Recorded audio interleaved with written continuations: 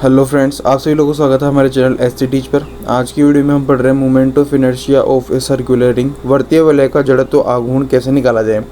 तो आप जैसा कि डायग्राम में देख सकते हैं, हमारे सामने ये वलय ले रखी है हमने, ठीक है ना, जिसकी रेडियस तो हमने ए मान रखी है और मास कैपिटल एम मान रखा है, ठीक है। अब हमारे सामने पहला पॉइंट आता है कि हमें इसका जड़त्व आघूर्ण निकालना है। किसके परित है? इसके व्यास के परित है, ठीक है ना। तो कैसे निकालेंगे हम? जैसे आप डायग्राम देखें, सबसे पहले डायग्राम में हमने ये एक वर्तीय वलय ले रखी है, ठीक है ना। सर्कुलर रिंग आपको दिख रही है डायग्राम में। ये लिया हमने एक्स एक्सिस और ये वाई एक्स लिया है, ठीक है ना। ये इनका सेंटर पॉइंट और ए ओ ए डैश है इसका व्यास।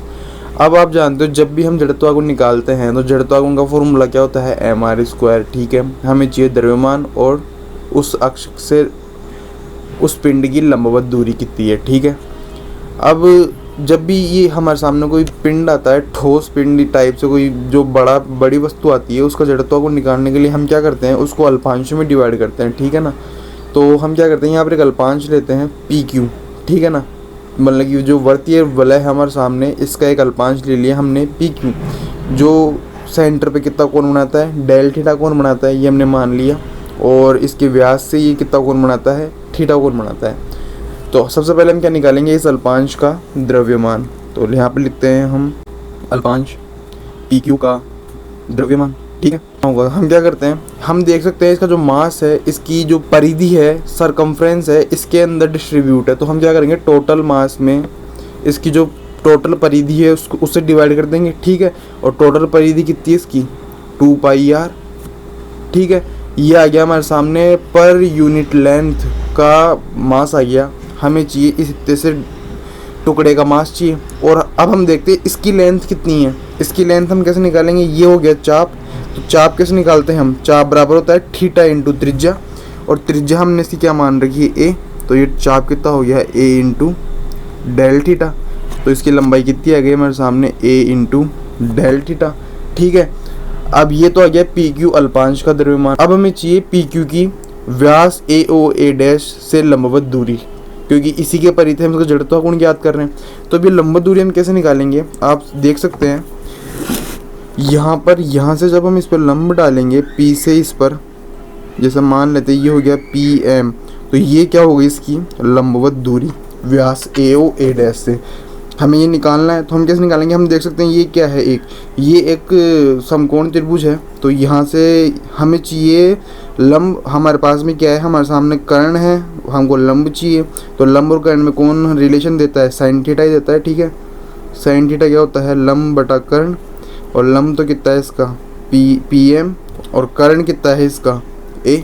तो यहाँ से पी एम कितना निकल के आता है? ए साइन थीटा। ये आगे लंबवत दूरी। तो हम यहाँ से लिख सकते हैं अल्पांश पी क्यू का व्यास ए ओ ए डैश के परित है। मोमेंट ऑफ इनर्शिया कितना होगा? पहले तो हम लिख देंगे इसका मास एम अपॉन 2 पाई आर की वैल्यू यहाँ पर हम लिख देते हैं ए है, ठीक है ना। 2 पाई ए इंटू ए डेल थीटा हो गया, और इंटू हो जाएगा उस लंबवत दूरी का स्क्वायर। तो लंबवत दूरी का स्क्वायर कितना हो जाएगा? ए स्क्वायर साइन स्क्वायर थीटा, ठीक है। इसको हम सोल्व करते थोड़ा सा, तो ये क्या हो जाएगा? ए कैसे गया? तो ये हो गया M A square sine square theta upon 2 pi into del theta. ये तो आ गया व्यास के परित है अल्पांश का जड़त्वाघूर्ण। हमें क्या चाहिए? हमें इस पूरी रिंग का चाहिए। तो हम यहाँ पर क्या करेंगे?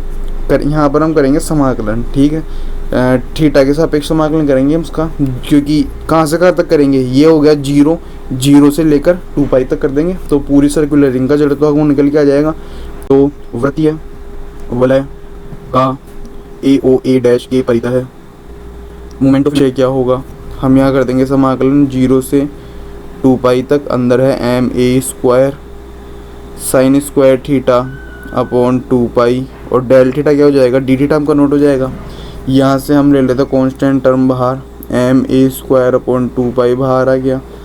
अंदर बच गया 0 से 2 pi sine square theta D theta. इसको और सोल्व करते हैं तो ये हो गया एम ए स्क्वायर अपॉन 2 पाई। ये हो गया 0 से 2 पाई। साइन स्क्वायर थीटा को हम क्या लिख सकते हैं? कोस 2 थीटा।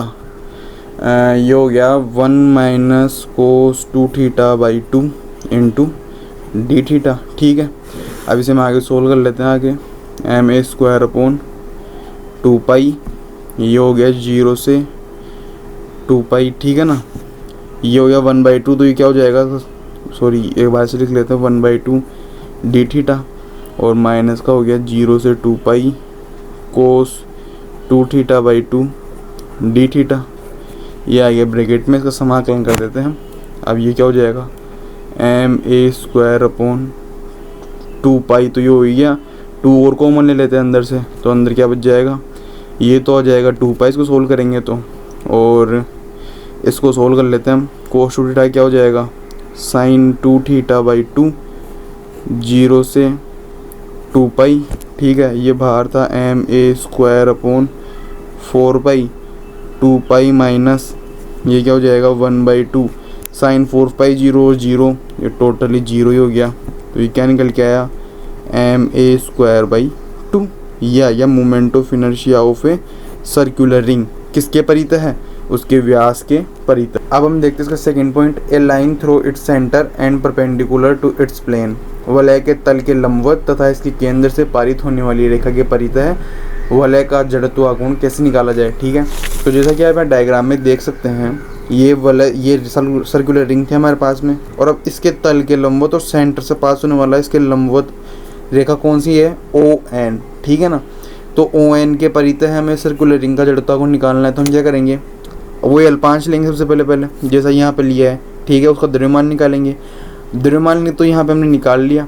अब हमें चाहिए इस L5 की इस रेखा से लंबवत दूरी, ठीक है। तो इस L5 की इस रेखा से लंबवत दूरी क्या होगी, त्रिज्या के बराबर ही होगी, ठीक है ना। तो जो त्रिज्या है वो इसके ऊपर लंबवत ही है, ओ एन रेखा के ऊपर, ठीक है।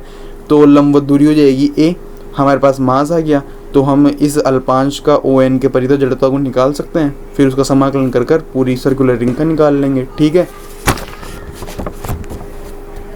तो हम यहाँ पर लिख सकते हैं L5 का द्रव्यमान तो हमारे पास ऊपर आ ही गया, और लंबवत दूरी कितनी आ गई, त्रिज्या के बराबर आ गई, ठीक है।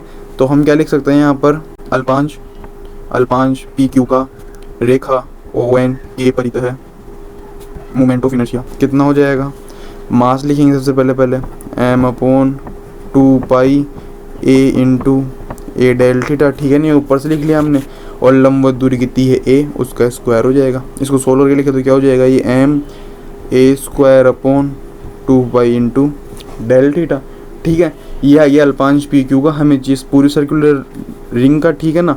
तो वो कैसे निकालेंगे हम, समाकलन कर तो वृत्ताकार वलय का रेखा ओ एन के परित है, मोमेंट ऑफ इनर्शिया कितना हो जाएगा, 0 से 2 पाई तक हो गया था समाकलन, ठीक है।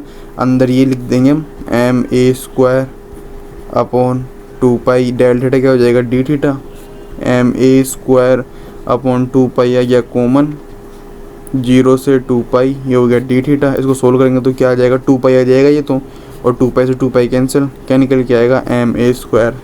तो मोमेंट ऑफ इनर्शिया किसका है ये हमारे पास में, एक वलय का, किसके परित है, उसके तल के लंबवत और सेंटर से पास होने वाली रेखा के परित है, ठीक है ना। कितना आया, एम ए स्क्वायर, ठीक है। Thanks for watching my video, please subscribe my channel.